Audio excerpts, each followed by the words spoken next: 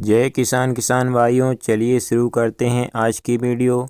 किसान भाइयों, आज की वीडियो में हम चर्चा करेंगे कि हमें सरसों की फसल में फलियां बनते समय और दाना भराव के समय वह कौन से कार्य हैं जिनको हमें ध्यान में रखना चाहिए, वह कौन सी गलतियां हैं जिन्हें हमें इस समय पर बिल्कुल नहीं करना चाहिए। क्योंकि अगर वह गलतियां हम इस समय पर करते हैं तो हमारा जो दाना भराव का प्रोसेस है, हमारी फलियों का प्रोसेस है, उसमें बहुत कमी आ जाती है किसान भाइयों, जिससे हमारी पैदावार में भी कमी आ जाती है।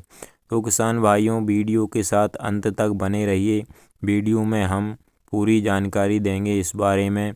और किसान भाइयों, अगर आप हमारे चैनल पर नए हो तो हमारे चैनल को सब्सक्राइब करना मत भूलिएगा और वीडियो को लाइक और ज़्यादा से ज़्यादा हमारे किसान भाइयों के साथ शेयर करिएगा। चलिए किसान भाइयों, वीडियो में आगे बढ़ते हैं और आपको पूरी जानकारी देते हैं कि हमारी सरसों की फसल में दाना भराव और फलियां बनते समय हमें एक कार्य अपनी सरसों की फसल में ज़रूर करना चाहिए और इन बातों का ध्यान रखना चाहिए। किसान भाइयों, सरसों की फसल में हम जो खाद उर्वरक हैं और जो सिंचाई है वह पहले से सब कर देते हैं, लेकिन इस बात का ध्यान हम नहीं रखते हैं कि हमारी सरसों की फसल में जो सिंचाई की मात्रा है किसान भाइयों, उसको हमें फलियां बनते समय और दाना भराव के समय अपनी सरसों की फसल को नमी की और पानी की सख्त ज़रूरत रहती है।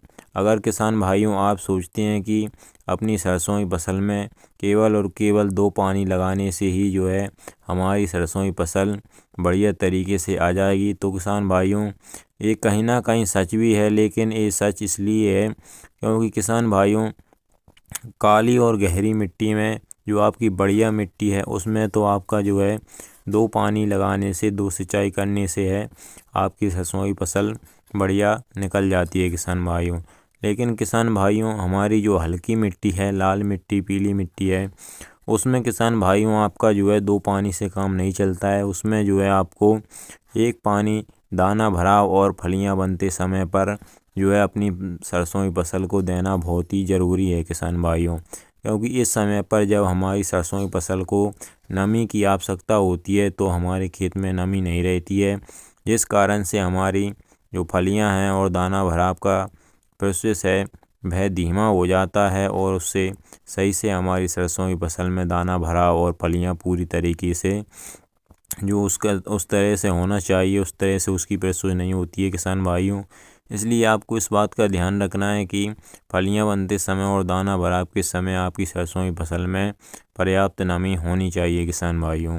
और किसान भाइयों, दूसरी बात हमारी यह आती है कि जब भी हमारी सरसों की फसल में फलियां लगने लगती हैं तो उस पर कई बार ये देखा गया है कि मोयले मच्छर का अटैक उस पर हो जाता है कई बार किसान भाइयों। तो इसके अटैक को आप ध्यान में रखिए। अगर आपकी सरसों की फसल में फलियां लग रही हैं और उनमें दाना भराव का प्रोसेस सही से नहीं हो रहा है, वो पीली पड़ रही हैं अपनी सरसों की फसल की फलियां किसान भाइयों, तो उस पर मोयले मच्छर का अटैक हो सकता है। इसके लिए आप इमीडा का प्रयोग करके, कीटनाशक का प्रयोग करके इसकी रोकथाम कर सकते हैं किसान भाइयों।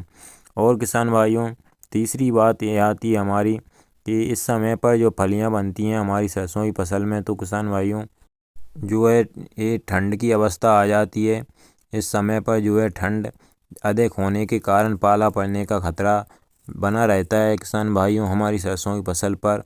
और पाले के कारण से भी हमारी फलियां सही से दाना भराव और फलियां नहीं लगती हैं हमारी सरसों की फसल में किसान भाइयों।